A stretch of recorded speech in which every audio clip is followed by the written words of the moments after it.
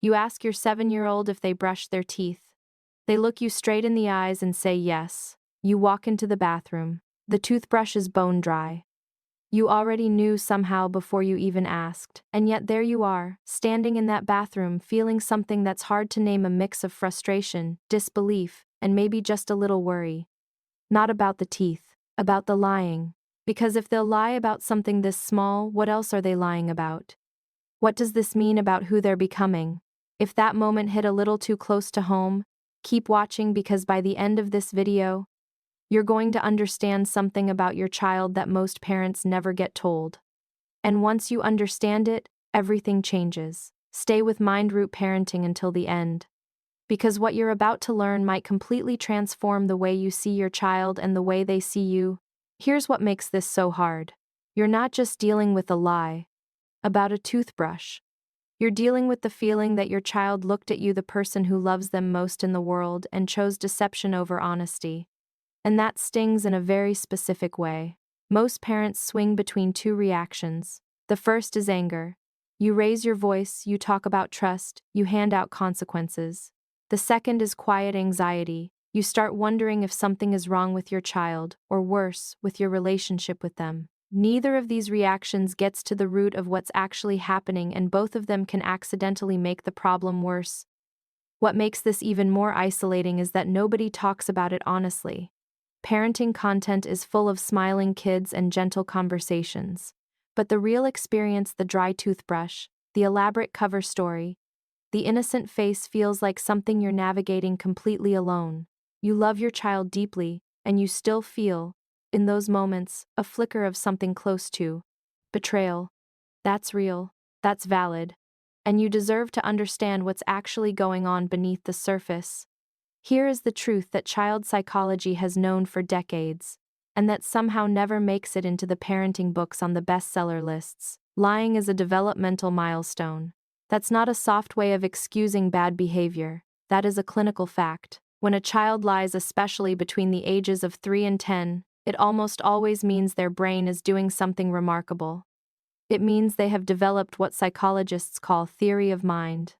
The ability to understand that other people have thoughts, beliefs, and knowledge that are different from their own. In other words, your child has figured out that you don't automatically know everything they know. That is a cognitive leap, a big one. The prefrontal cortex, the part of the brain responsible for impulse control, long-term thinking, and moral reasoning, is not fully developed until the mid-20s. For a young child, the brain's primary driver is the limbic system. Avoid discomfort, seek safety, escape consequences. When your child tells you the toothbrush is wet, they are not making a moral choice in the way an adult would. They are doing something much more primitive and much more understandable. They are trying to avoid a moment of discomfort, disapproval, or conflict with someone they deeply need to feel safe with. This is where attachment theory becomes important. Children who lie to avoid conflict are often children who care enormously what their parents think of them. The lie is not a sign of disconnection. It is frequently a sign of the opposite, that your approval matters so much to them that they will construct a fiction to protect it. Understanding that reframes everything. The first thing you can do, and this is counterintuitive, is to make the truth less costly.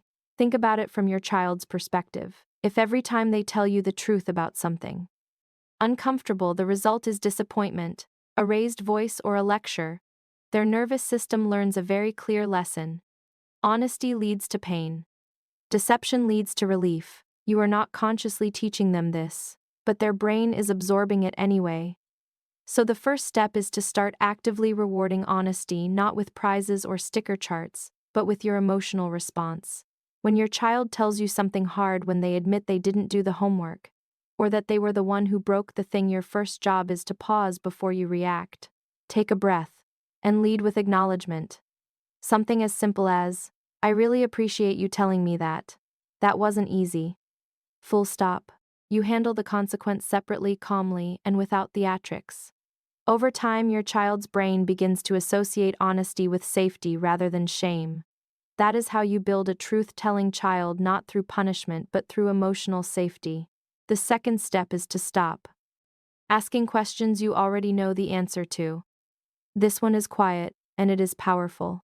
When you stand in front of that dry toothbrush and walk out and ask, "Did you brush your teeth?" you are actually placing your child at a crossroads. One path leads to confession and consequence, the other leads to a lie and temporary escape. You are giving them the opportunity to lie. And for a developing brain with a still immature prefrontal cortex, that opportunity is very hard to resist. Instead, try replacing the question with a statement.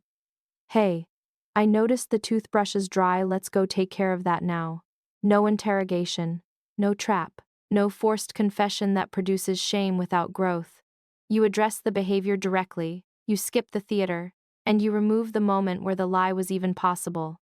This isn't about letting things slide, it's about structuring interactions in a way that doesn't set your child up to fail.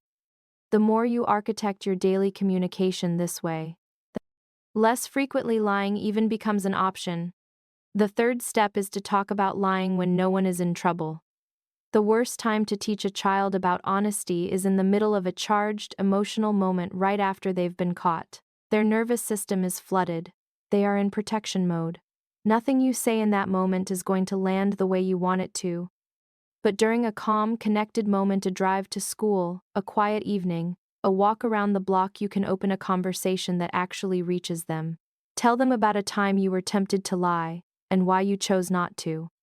Ask them what they think honesty means. Share a story, even a simple one, about what happened when someone you trusted told you something difficult and how much it meant to you. You are not lecturing. You are building a shared language around values. You are making honesty feel like something that belongs to your family's identity, not a rule imposed from the outside, but a principle that lives between you. Children internalize values when they feel like participants in them, not subjects of them. Your child is not broken. They are not on a path toward becoming someone you can't trust.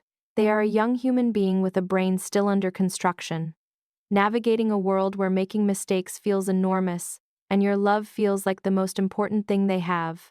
The fact that you're here, that you watch this, that you want to understand rather than simply punish already makes you the parent they need. Trust is not built in a single conversation. It is built in hundreds of small moments where your child learns that you are safe to be honest with. You are already building it. Keep going.